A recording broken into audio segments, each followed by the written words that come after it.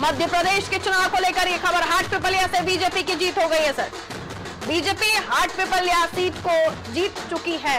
यहां पर अपना किला स्थापित कर दिया बीजेपी ने। मनोज चौधरी बीजेपी के कैंडिडेट हाटपिपलिया से अपनी सीट दोबारा से बनाने में यहां कामयाब हो गए हैं। इनके सामने राजवीर सिंह बघेल, जिनका पहला चुनाव था ये, वो लड़ रहे थे और अंदाजा पहले से ही था कि क्या जनता के बीच जाएंगे तो पिता के कामों को लेकर वोट मांगेंगे, क्योंकि इनके पिता राजेंद्र सिंह 4 बार कांग्रेस के विधायक रहे हैं। तो मनोज चौधरी हाटपिपलिया सीट से जीत गए हैं। बीजेपी ने एक और सीट अपनी बचा ली।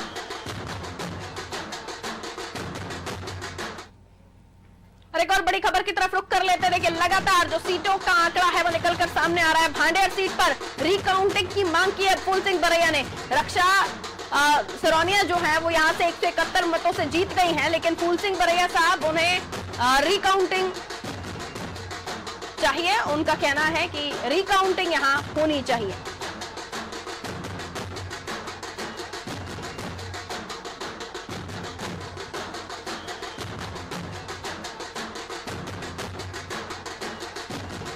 तो रिकाउंटिंग की मांग भांडेर सीट को लेकर फूल सिंह बरैया ने उठाई है, लेकिन इसी बीच लगातार आज ब्रेकिंग का ही दिन है। मुरैना में दूसरे स्थान पर बीएसपी दिखाई दे रही है। बीएसपी पर कहा भी जा रहा था कि भारतीय जनता पार्टी की जो स्थिति है वो ठीक नहीं है। पहले नंबर पर कांग्रेस आ गई है। कांग्रेस ये सीट बचाने में कामयाब दिख रही है। यहां कांग्रेस पहले नंबर पर, दूसरे नंबर पर बसपा बीएसपी और तीसरे नंबर पर पिछड़ती हुई भारतीय जनता पार्टी।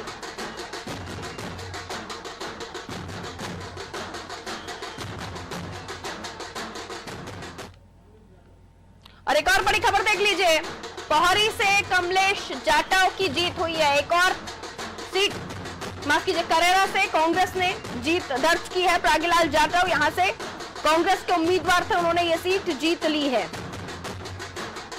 तो करेरा से कांग्रेस को एक और जीत मिली है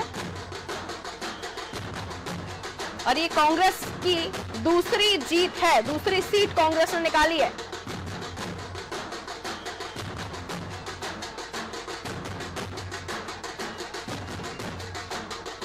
तो कांग्रेस के लिए अब जाकर जब शाम हो रही है तब संकेत ठीक मिलना शुरू हुए हैं। सिर्फ 2 ही सीटें हैं, लेकिन अभी तक जहां कांग्रेस अपना खाता खोल पाई है। और अब तक अगर भारतीय जनता पार्टी की जीत की सीटों के ऊपर नजर डालें तो अब तक 11 सीटें बीजेपी जीत चुकी है। यानी जिन सीटों की जरूरत उन्हें थी उतनी सीटें तो बीजेपी निकाल चुकी है। यानी ये कि यथावत रहेगी बीजेपी की सरकार। शिवपुरी के पौरी से सुरेश धाकड़ जीत गए। शिवपुरी के पौरी से सुरेश धाकड़ ने जीत दर्ज कर ली है। कांग्रेस के हरिवल्लभ शुक्ला को हरा दिया। पोहरी में बीजेपी और करेरा में कांग्रेस। जैसे कि हमारे editor in chief Prakash Bhatnagar sir जब हमारे साथ जुड़े हुए थे तो उन्होंने भी यही कहा था कि ये दोनों सीट शिवपुरी की डिवाइड हो जाएंगी, एक बीजेपी के पास चली जाएगी और एक कांग्रेस के पास चली जाएगी। उनकी वो भविष्यवाणी यहाँ सटीक बैठी है। उन्होंने कहा था, और ये पोहरी पर सुरेश धाकड़ जी का चेहरा आप देख लीजिए चमचमाता हुआ। जीते हैं तो भाई चेहरे पर मुस्कान तो रहेगी और फोटो भी कुछ मुस्कुराती हुई। तो सुरेश धाकड़ पोहरी से बीजेपी के उम्मीदवार जीत चुके हैं। करेरा से प्रागीलाल जाटव जीत चुके हैं और लगातार अब नतीजों में तब्दील होते हुए ये रुझान। लेकिन जितनी सीट की जरूरत अब तक थी बीजेपी को, उससे ज्यादा उसे मिल चुकी हैं। तो ये तो साफ हो गया कि फिलहाल तो बनी रहने वाली है सरकार। लेकिन हाँ, एंड मोमेंट पर जितनी सीटें कांग्रेस को चाहिए और उसमें अगर वो साथ जो निर्दलीय सपा बसपा उन्हें मिला लेती है,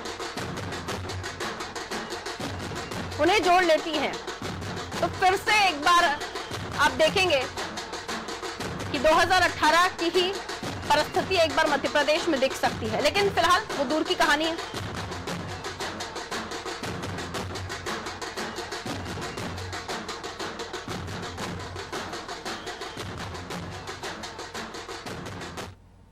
तो ब्यावरा और करहरा ये दो ही सीट हैं जो अब तक कांग्रेस के खाते में गई हैं।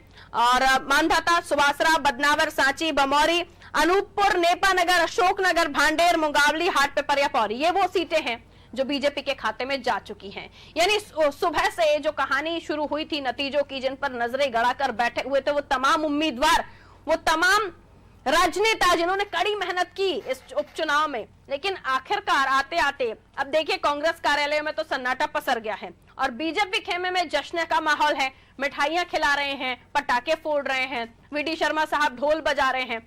तो ये तस्वीर होती है साहब, कोई भी चुनाव हो आते आते एक दल ढोल नगाड़े बजाता है, मिठाइयां बांटता है, तो दूसरा दल जहां उनके कार्यालयों में सन्नाटा पसरता है तो कुछ भी कहने से बचते हुए नजर आते हैं। हालांकि सुबह तक आत्मविश्वास से लबरेज थी कांग्रेस, लेकिन शाम तक आते आते जो रुझान आए, जो नतीजे आए, कई चीजों को साफ कर दिया। और इसी बीच ये भी बता दें आपको, अब जब आगे बढ़ेंगे, क्योंकि देखिए जो काउंटिंग का प्रोसेस है वो धीरे धीरे चल रहा है और काउंटिंग का प्रोसेस जो है वो धीरे धीरे चल रहा है। और इसके अलावा ये भी बता दें आपको, जरा एक बार फिर से वो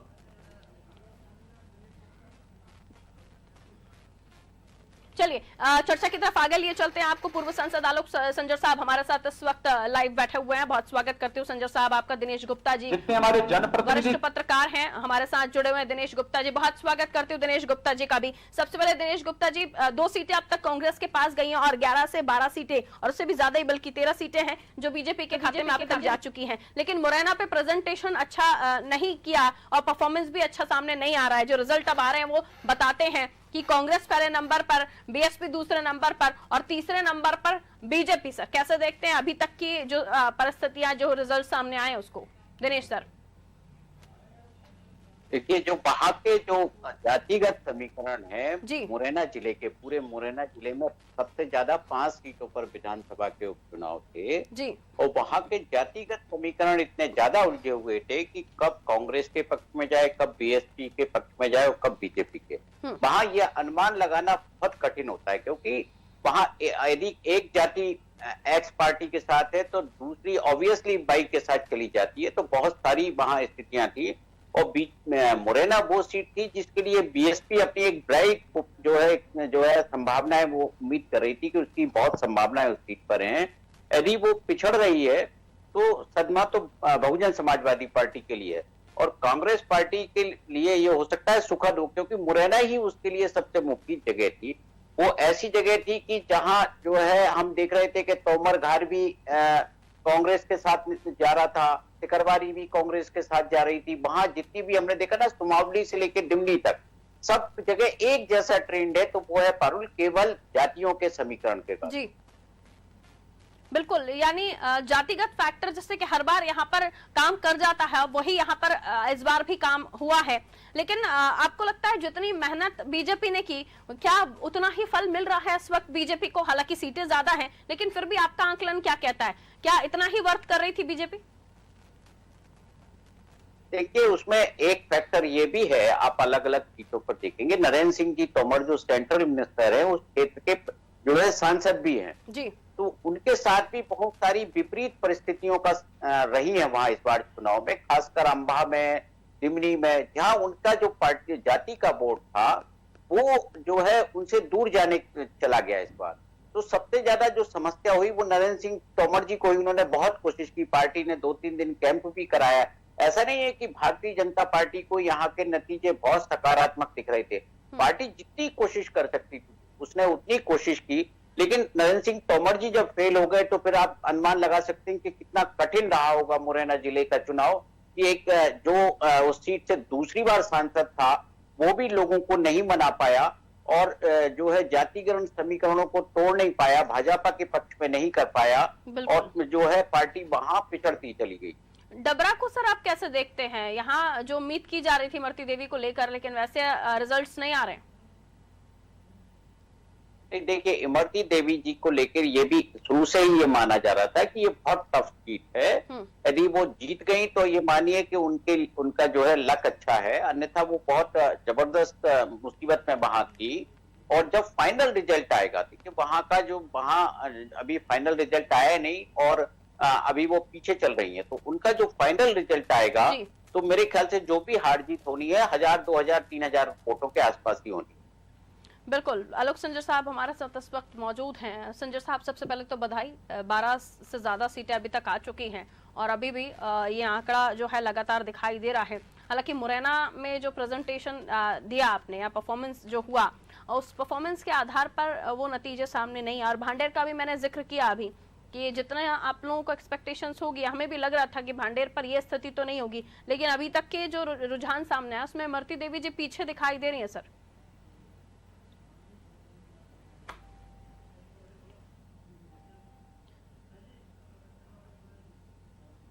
एक सेकंड, संजय साहब आपकी आवाज हम तक नहीं पहुंच रही है, एक सेकंड रुकिएगा, चेक कर लेते हैं संजय साहब का ऑडियो क्यों नहीं आ रहा है। हेलो जी जी कहिए सर। कहिए। तो जहाँ तक सवाल है, अभी जब डबरा सीट है इमरती देवी जी वाली, वहाँ पे अभी लीड कोई बहुत बड़ी लीड नहीं है, बिल्कुल जो लीड कवर अप हो सकती है। अभी कुछ राउंड्स बाकी हैं और मैं आश्वस्त हूँ वहाँ वो जीतेंगी। मुरैना के जैसे दिनेश जी ने बोला, वाकई उस बात से मैं सहमति व्यक्त करता हूँ, क्योंकि भारतीय जनता पार्टी ने सभी कॉन्स्टिट्यूंसी में जीतने के लिए चुनाव लड़ा और हमारे नेताओं ने भरपूर मेहनत करी है, और इसलिए वहाँ जो है जातिगत मतदाताओं ने जाति के दृष्टिगत वोट किया है, तो इसलिए वहाँ परिणाम उल्टे आ रहे हैं। लेकिन यदि देखा जाए, मध्य प्रदेश की दृष्टि से देखा जाए, तो कांग्रेस को प्रदेश की जनता ने नकारा है, क्योंकि जिस तरह का वातावरण बनाया गया था, जिस तरह के आरोप लगाए गए थे और उसके बाद अभद्र भाषा का भी उपयोग किया गया था, तो उससे जरूर थोड़ा सा चुनाव, पहली बार मध्य प्रदेश चुनाव में कांग्रेस की तरफ से जब हुआ तो क्रिया की प्रतिक्रिया जरूर हुई, लेकिन ये पहली बार हुआ, मैंने अपने जीवन में भी पहली बार देखा। लेकिन मुझे लगता है कि मध्य प्रदेश में जनता विकास चाहती है, और अमूमन शुरू से ये लग गया था कि भारतीय जनता पार्टी की सरकार अब मध्य प्रदेश में स्थायी रूप से रहेगी। तो परिणाम सार्थक आए हैं। मैं शिवराज जी को, आदरणीय प्रदेश अध्यक्ष वी डी शर्मा जी को, संगठन मंत्री जी को और हमारे नेता आदरणीय सिंधिया जी को भी शुभकामनाएं देता हूं। एक एक कार्यकर्ता शुभकामनाओं का पात्र है, क्योंकि सबने बहुत मेहनत करी है, और इस कोरोना काल में जहां लोग डर रहे थे निकलने के लिए, लेकिन भाजपा के कार्यकर्ताओं ने पूरे तन मन धन के साथ, पूरे मनोबल के साथ काम किया, और इसलिए परिणाम सार्थक आए हैं। बिल्कुल, यहाँ तो कोरोना ही नेताओं से डरने लगा था सर। खैर, लेकिन जैसे कि आपने कहा, सिंधिया जी को बधाई दी, बहुत अच्छी बात है, हम भी शुभकामनाएं देते हैं। लेकिन जो उनसे जुड़ी हुई सीटें थी या उनकी इमेज जिनसे जुड़ी हुई थी, हम मुरैना की बात कर ले, सुमावली की बात कर ले, दिमनी की बात कर ले, यहाँ ठीक नहीं लग रहा परफॉर्मेंस बीजेपी का सर। अभी तो मेरा ये मानना है, क्योंकि एक मैं साधारण कार्यकर्ता होने के नाते मैं अपना ही मत दे सकता हूँ कि अब भारतीय जनता पार्टी जो है संगठन की बात मैं करने वाला हूँ, क्योंकि अब भाजपा के वो सदस्य हैं, भारतीय भाजपा के कार्यकर्ता हैं, भाजपा के नेता हैं, तो इसलिए मैं किसी व्यक्ति विशेष की सीटें नहीं बोलता कि भारतीय जनता पार्टी चुनाव सब जगह लड़ी है, कमल का फूल चुनाव लड़ा है, और इसलिए जो परिणाम सुखद आए हैं वो भी सबके पक्ष में है, और जहां परिणाम हमारे लिए अच्छे नहीं आए वो भी हम सबके साथ ही हैं। तो सब लोग इसकी सामूहिक, हम इसकी जिम्मेदारी लेते हैं और सामूहिक की प्रसन्नता हम व्यक्त करते हैं। दिनेश सर, जिस हद तक और गिर सकता था बयानबाजियों का स्तर, उस डेप्थ में जाकर गिरा है, उस गड्ढे में जाकर गिरा है बयानबाजियों का स्तर। लेकिन मध्य प्रदेश में बिसाहुलाल सिंह साहब की बयानबाजी आप सुन लीजिए, या फिर वो आइटम वाला बयान जो मध्य प्रदेश में चला, पूरे देश में चला, लेकिन बिसाहुलाल साहब की जीत पर कोई अंतर नहीं पड़ा, उसका सीट निकाल ली आराम से उन्होंने।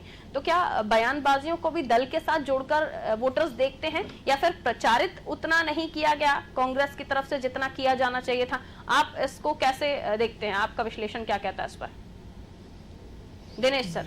वोटर के लिए बयानों से कोई फर्क नहीं पड़ता पारुल कि आपने क्या बयान दिया, जब तक ऐसा कोई बयान ना हो जो एक वोटर के बड़े वर्ग को सीधे प्रभावित करता। बिल्कुल। आपने अपने विरोधी उम्मीदवार के बारे में क्या बोला, कैसे बोला, ये आज का मतदाता 1947 का मतदाता नहीं है जो छोटी छोटी चीजों को देखे, वो अपने व्यापक हितों को देखता है। उसका व्यापक हित किस बात में है कि जो जन कल्याणकारी योजनाओं का लाभ उसे मिले, जो सरकार ऐसी हो जो जनता की समस्याओं को और उनके कल्याण के बारे में सोचे, तो वो उनका फोकस होता है। आप यदि देखोगे कांग्रेस पार्टी का जो कैंपेन था टोटली नेगेटिव कैंपेन था। आप गद्दार का जो रिएक्शन है, जिस तरह से कांग्रेस पार्टी कर रही थी, आप रिकॉल करेंगे तो अटेर में जब विधानसभा का उपचुनाव था तो इसी तरह से 1857 के गद्दार का मामला शिवराज सिंह जी चौहान ने भी उठाया था। उसका परिणाम भी भारतीय जनता पार्टी के खिलाफ गया था। वोटर इस तरह की जो नकारात्मक बातें चुनाव में आती हैं उसको कतई नहीं पसंद करता। आप चुनाव कर रहे हैं, आप जनता के मुद्दों के लिए, आप यदि कोई रिप्रेजेंटेटिव चुन रहे हैं तो ये गाली गुप्तार के लिए या बयानबाजी के लिए नहीं चुन रहे हैं। यदि आप अपनी बात जनता के समक्ष रखते कि मैं निर्वाचित होने के बाद ये सरकार हमारा काम करेगी तो शायद जनता आपको सुनती भी। इसलिए आप देखिए कि पब्लिक मीटिंग में लोगों को लाना पड़ता है। आज की तारीख में लोग आपकी नेताओं की सभा सुनने नहीं आते हैं कि आप सुनने के लिए आए। ये घटती जा रही है। ये नेताओं को सोचना चाहिए कि हमें कैसे जनोन्मुखी होना है, हमें जनता की तरफ कैसे जाना है। केवल आप विरोधियों को गाली देकर आप चुनाव नहीं जीत सकते। स्ट्रैटेजी जिसको लेकर कांग्रेस आगे बढ़ी थी वो भूल गई थी कि 97 में वो स्ट्रैटेजी फेल हो चुकी है। बीजेपी ने भी उसी स्ट्रैटेजी को इस्तेमाल किया था। शायद वो रणनीति या उतना आंकलन किया नहीं होगा। एक बड़ी खबर आ रही है, उसके बाद आलोक संजय साहब के पास आती हूँ। बड़ी खबर आपको बता दें, देखिए आज का दिन ही बड़ी बड़ी खबरों का है। बीजेपी ने बहुमत का आंकड़ा पार कर लिया है, यह हम सभी जानते हैं, क्योंकि देखिए जो गिनती सामने आई, जिससे पहले भी मैंने चर्चा की, 12 सीटों पर अब तक जीत दर्ज कर चुकी है बीजेपी। वो 12 सीटें मानदाता, सुवासरा, बदनावर, सांची, बमौरी, अनूपपुर, नेपानगर, अशोकनगर, भांडेर, मुंगावली, हाट, पिपलिया, पौरी, ये तमाम सीटें, उन्हें केवल 8 सीटों की जरूरत थी। अब तक 107 पर वो हैं और अब 8 सीटों की और जरूरत थी, लेकिन बहुमत का आंकड़ा जो है वो पार कर चुके हैं और इसीलिए कांग्रेस कार्यालय में सन्नाटा पसर गया है। संजय साहब के पास आते हुए, संजय साहब, ये सब तो है ही, ये तमाम चीजें हैं। इससे पहले जब शुरुआत मैंने की थी तो मैंने बधाइयां इसलिए दी थी कि बहुमत का आंकड़ा पार कर चुके हैं, लेकिन दिग्विजय सिंह साहब तो कह रहे हैं कि आपने सरकारी तंत्र का दुरुपयोग किया, आपने ईवीएम मशीन को लेकर छेड़छाड़ की बात उन्होंने कही। उन्होंने कहा कि कुछ ईवीएम में चिप थी, कुछ में नहीं थी। तरह तरह के आरोप वो लगा रहे हैं। मैं ज्यादा तो नहीं बोलूंगा, लेकिन बार बार ऐसा सुनने से मुझे लगता है कि दिग्विजय सिंह के तकिया कलाम हो गया ईवीएम मशीन। कोई सा भी चुनाव आता है सबसे पहले यदि कोई बात करता है ईवीएम मशीन की तो वो दिग्विजय सिंह जी होते हैं और इस बार भी उन्होंने सबसे पहले ही ट्वीट किया था। तो ये कह सकता हूँ कि उनको हार दिख जाती है, मंझे हुए नेता हैं, पहले से आकलन कर लेते हैं और इसलिए अपने आप को बचाने के लिए, अपनी पार्टी को बचाने के लिए वो एक आरोप हमेशा जड़ देते हैं। क्योंकि मैं उनसे पूछता हूँ, बार बार पूछता हूँ कि जहाँ सरकारें बन गई, जहाँ कांग्रेस जीत गई, वहाँ ये प्रश्न खड़ा नहीं होता है, लेकिन जहाँ कांग्रेस हारती है वहाँ ये प्रश्न जरूर वो खड़ा करते हैं। तो इसलिए जनता भी इस चीज़ को समझ चुकी है कि यदि बयान नहीं भी आया तो लोग सोचने लगते हैं कि बयान अभी तक क्यों नहीं आया, आने वाला होगा और वो आ जाता है। तो इसलिए कोई चिंता का विषय नहीं है। ये निश्चित रूप से हार का जो उनका पूर्वाभास हो जाता है ये उसका परिचायक है। और कांग्रेस, देखिए वस्तुतः कांग्रेस, जो दिनेश जी बोल रहे थे वो बिल्कुल ठीक बोल रहे थे। कांग्रेस बिखरी हुई कांग्रेस है, इन्होंने चुनाव लड़ा नहीं है, ये जबरदस्ती चुनाव लड़ना पड़ा है। कई जगह तो उनको कैंडिडेट ही नहीं मिल रहे थे तो भारतीय जनता पार्टी के लोगों को लेकर आए। हमें तो चुनाव लड़ना था क्योंकि हमारा तो जो हमारे पास आए थे उनको हमें लड़ा नहीं था, लेकिन कांग्रेस की स्थिति बद से बदतर थी और इसलिए कांग्रेस का पराजित होना तय था। लेकिन कांग्रेस बिखरी हुई इसलिए थी कि कांग्रेस के जितने बड़े नेता हैं वो सिर्फ यहाँ वो अपना उपस्थिति दर्ज करा रहे थे और जा रहे थे। बल्कि दिग्विजय सिंह जी ने तो ये भी कहा था कि मैं तो 2020 पे विश्वास रखता हूँ, आखिरी ओवर में खेलता हूँ। लेकिन जब तक आखिरी ओवर आते तब तक सिर्फ टैलेंडर्स बचते हैं जो रन आउट करा देते हैं। तो ये अभी हम देख ही रहे हैं, 2020 बहुत खतरनाक मैच है और राजनीति में यदि 2020 करेंगे तो निश्चित रूप से फेलियर ही होना है। इसके लिए तो पूरे समय जो है 5 साल पूरी कड़क मेहनत करने की आवश्यकता है। आज आप लोग भी, हमारा जो लोकतंत्र का चौथा खंभा है वो गांव-गांव तक पहुंच गया है। चैनलों के माध्यम से वो सबका चरित्र को देख भी लेते हैं कि कौन सा पार्टी, कौन सा संगठन और कौन सा दल हमारे लिए क्या कर रहा है। आज चाहे केंद्र की सरकार हो चाहे प्रदेश की सरकार हो, जो सुविधाएं भारतीय जनता पार्टी की सरकारें दे रही हैं तो उसका परिणाम हमने देखा कि बिहार में भी जो सुविधाएं केंद्र सरकार ने दी है उसके कारण ही आज यदि आप देखेंगे तो सबसे बड़ा दल निकल कर यदि कोई आया है तो भारतीय जनता पार्टी ही आई है। तो ये सिर्फ कामों के आधार पर, विकास के आधार पर, अभी तक लोग विकास की बात करते हुए आए, विकास को किया नहीं, लेकिन पहली बार भारतीय जनता पार्टी की सरकारें जहाँ जहाँ हैं वहाँ विकास की बात की जा रही है और विकास कराया भी। मुरैना को लेकर सर थोड़ा सा संतुष्टि भरी खबर आपके लिए है कि अब तक बीजेपी तीसरे स्थान पर दिखाई दे रही थी और दूसरे पे, लेकिन अब दूसरे पर आ गई है। मुरैना जिसको लेकर लगातार हम चर्चा भी कर रहे थे और दिनेश सर ने भी बताया कि इस बेल्ट में जातिगत समीकरण बहुत ज्यादा मायने रखता है और तमाम दलों ने उसको ध्यान में रखकर ही कैंडिडेट उतारे, लेकिन मतदाता हैं उन्हें समझना आसान नहीं होता। और दिनेश जी ने भी अपने विश्लेषण में बताया कि अगर एक जाति का मतदाता है तो वोटर्स दूसरी जाति की तरफ भी रुझान दिखाते हैं, तो ये तमाम चीजों को समझने की जरूरत होती है। हालांकि ये तो सत्य है कि राजनेता और राजनीतिक दल इन तमाम चीजों को आकलन करके ही अपने कैंडिडेट उतारते हैं। दिनेश सर, एक तो वो ईवीएम वाली जो दिग्विजय सिंह साहब की बाइट थी उस पर तो आप अपनी टिप्पणी दीजिएगा ही, और उसके अलावा अब जब हम कांग्रेस की कंडीशन देख रहे हैं जिसे कांग्रेस मानने को तैयार नहीं है और अभी भी नहीं मानती है, तो आगे जैसे बीजेपी कह रही है कि आने वाले 15 सालों तक और कांग्रेस मध्य प्रदेश में दिखाई नहीं देगी अगर इसी पैटर्न से उनकी राजनीति चलती रही तो। पारुल, ना वोटर सही ना ईवीएम सही, जो दिग्विजय सिंह कहे उसी को आप सही मान लीजिए कि दिग्विजय सिंह कह रहे हैं उसी को आप सही मान लीजिए जी। क्योंकि क्या है कि इतने चुनाव हो गए, मुझे लगता है कि अब ईवीएम के बारे में बात करना नहीं चाहिए। इलेक्शन कमीशन ने ओपन चैलेंज दिया था कि कोई भी इस मशीन को आके इसको जो है आप करप्ट करके बता दे, मैन्युफैक्चर को बता दे। आप उसके बाद अरविंद केजरीवाल जैसे जो लीडर हैं उनकी पार्टी भी ये प्रूफ नहीं कर पाई कि जो है ईवीएम मशीन से कोई छेड़छाड़ हो सकती। अब दिग्विजय सिंह जी हैं या कांग्रेस पार्टी है, उन्हें अपनी हार के लिए या अपनी जीत के लिए कुछ ना कुछ कहना होता है। जब वो 2018 में जीते तो ये ईवीएम वही ईवीएम थी जो जीती, जिसके कारण वो जीते थे। आज कह रहे हैं कि कुछ में चिप लगी है कुछ में नहीं लगी।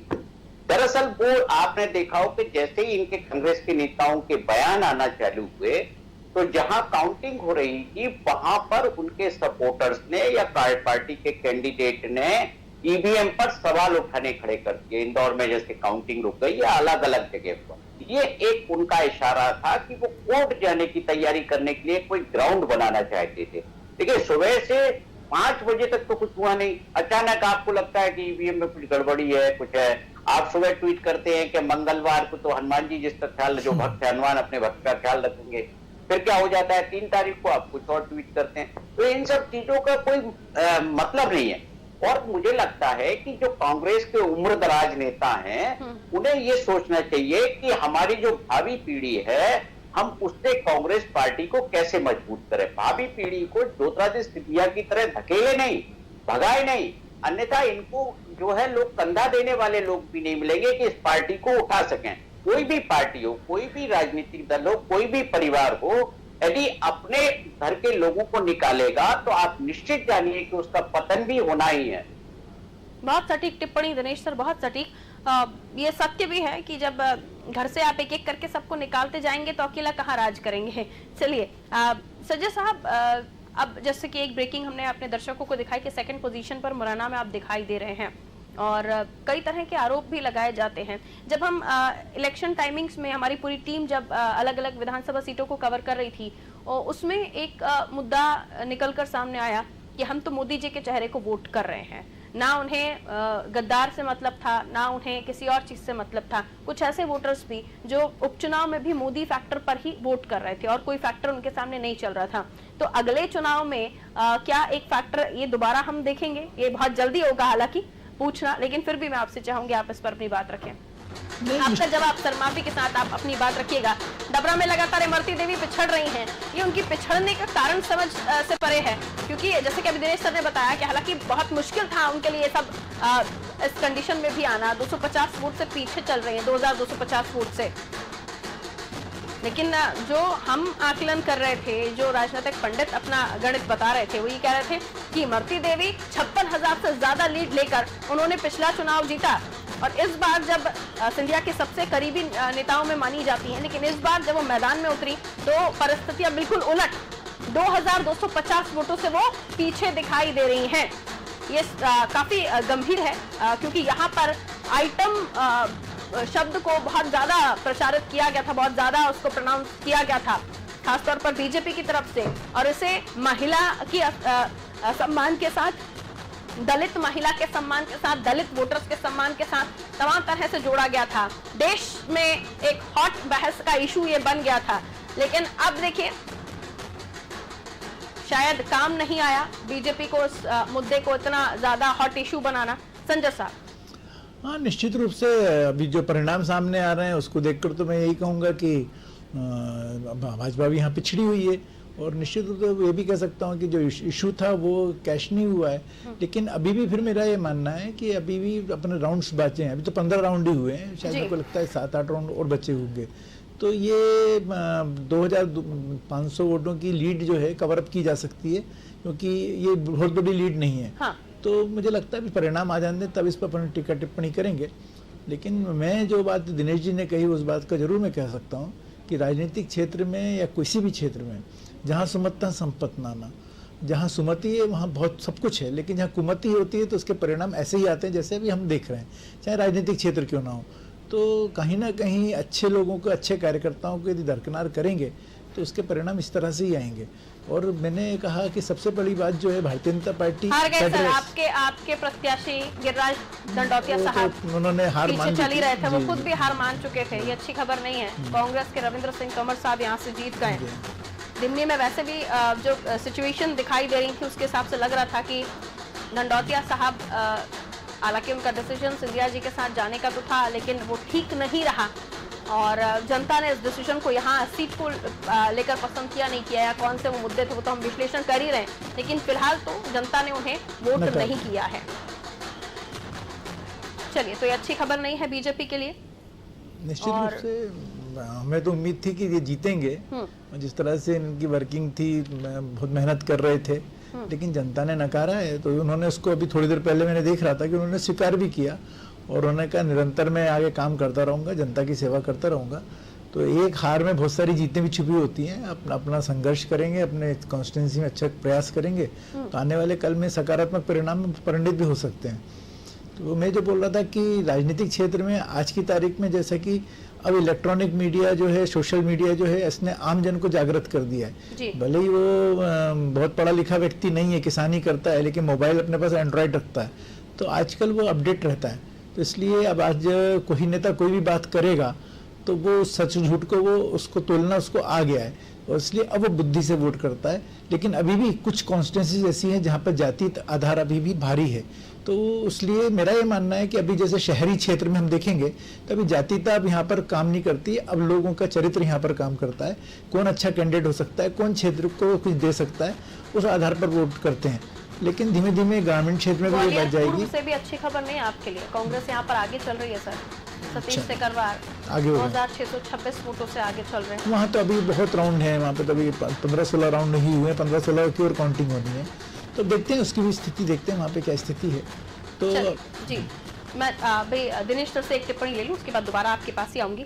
दिनेश सर, दिमनी, ब्यावरा, करेरा, ये सीटें तो जीत गई कांग्रेस, और उसके अलावा हम सोनिया मैडम की बात करें तो वहां भी बहुत कम अंतर से उन्होंने जीत दर्ज की है। और ग्वालियर पूर्व में भी कंडीशन ठीक नहीं दिखाई दे रही है, मुरैना में भी आगे पीछे चल ही रहा है। आप क्या कहना चाहेंगे इस पर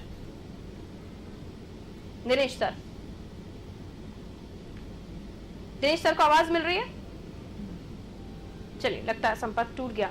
एक फैक्टर और जो हमने देखा इस चुनावी समय में संजय साहब, कि कमलनाथ साहब अकेले ही पूरे कैंपेन को कवर अप कर रहे थे, हर जगह वो अकेले दिखाई दिए। जो स्टार प्रचारकों की सूची थी उसको भी लेकर हमने एनालिसिस किया तो पता चला कि ऊपर के 5 तो कहीं पर भी दिखाई नहीं दिए।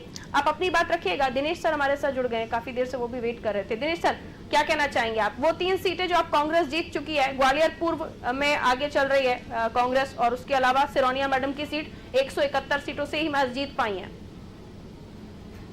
भांडे, देखिए, तो मैंने आपको बताया कि जो पूरा आप ग्वालियर चंबल अंचल है उसको देखेंगे ना, आप 2018 का चुनाव भी देखिए। 2018 के चुनाव में कांग्रेस जो है 26 सीटें जब जीती थी तो वो कौन से फैक्टर थे कि अचानक भारतीय जनता पार्टी उस इलाके में हार जाती है। आप वहां देखिए कि बहुजन समाजवादी पार्टी क्या कोई कांग्रेस को इम्पैक्ट डाल पाई, क्या कांग्रेस के वोट बैंक को डिवाइड कर पाई?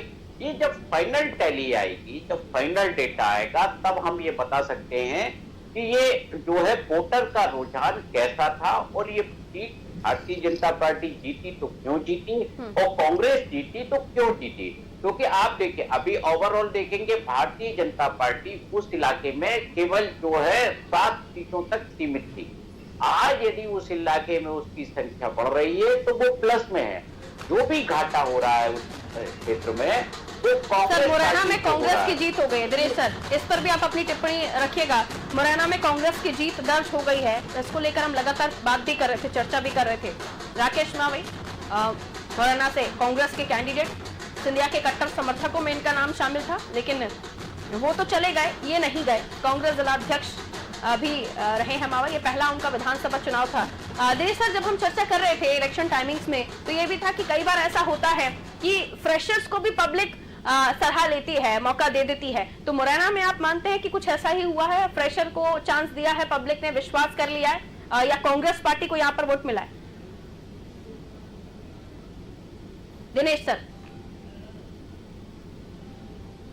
देखना चाहिए। मैं जो बात कर रहा था कि बहुजन समाजवादी पार्टी की मौजूदगी क्या कांग्रेस पार्टी के लिए वरदान साबित हुई या भारतीय जनता पार्टी के लिए अभिशाप साबित हुई? जी, आप ये देखिए, याद के 3 नवंबर को मुरैना में यदि गोली चली थी तो बहुजन समाजवादी पार्टी और कांग्रेस के लोगों के बीच चली थी। भारतीय जनता पार्टी और बहुजन समाजवादी पार्टी या कांग्रेस या भारतीय जनता पार्टी के बीच नहीं चली थी। वहां पूरे इलाके में आप जो जिस तरह का जातिगत समीकरण कांग्रेस ने बनाया था कि सुमावली में आपने एक कुशवाहा को टिकट दिया और मुरैना में आपने जो है एक गुर्जर को टिकट दिया, तो अब जब सुमावली में कुशवाहा जो है और सिकरवार जब एक होते हैं, सिकरवारी जिसका इम्पैक्ट हम ग्वालियर पूर्व में देख रहे हैं, जिसके संदर्भ में आपने सवाल किया था, वो सतीश सिकरवार का परिवार सुमावली से है। ये जो कहीं पर निगाहें और कहीं पर जो निशाना की कांग्रेस की जो राजनीति थी वो कुछ सीटों पर उसकी सफल हुई है। ये आज जो है हम कुछ नतीजों को देखकर कर सकते हैं, लेकिन हम ये कहें कि पूरे रीजन में सफल हो गई तो ऐसा नहीं है। मुरैना हो या सुमावली हो या ग्वालियर पूर्व हो, जब ग्वालियर पूर्व का जब फाइनल निर्णय जब नतीजा आएगा तो पता लगेगा कि कितने वोटों से हार जीत हुई और नतीजा ऐसा क्यों आया। बिल्कुल, एक अपडेट जो हम अपने दर्शकों को टेलीविजन स्क्रीन पर भी दिखा रहे हैं, गोविंद राजपूत जो है बढ़त की तरफ आगे, एक निर्णायक बढ़त की तरफ आगे दिखाई दे रहे हैं। सुर्खी से कैंडिडेट गोविंद सिंह राजपूत, लेकिन जो बढ़त दिखाई दे रही है, निर्णायक बढ़त, ऐसे आप जीत की तरफ भी आगे बढ़ते हुए देख सकते हैं। 40,000 वोट एक बड़ी लीड लेते हुए राजपूत दिखाई दे रहे हैं।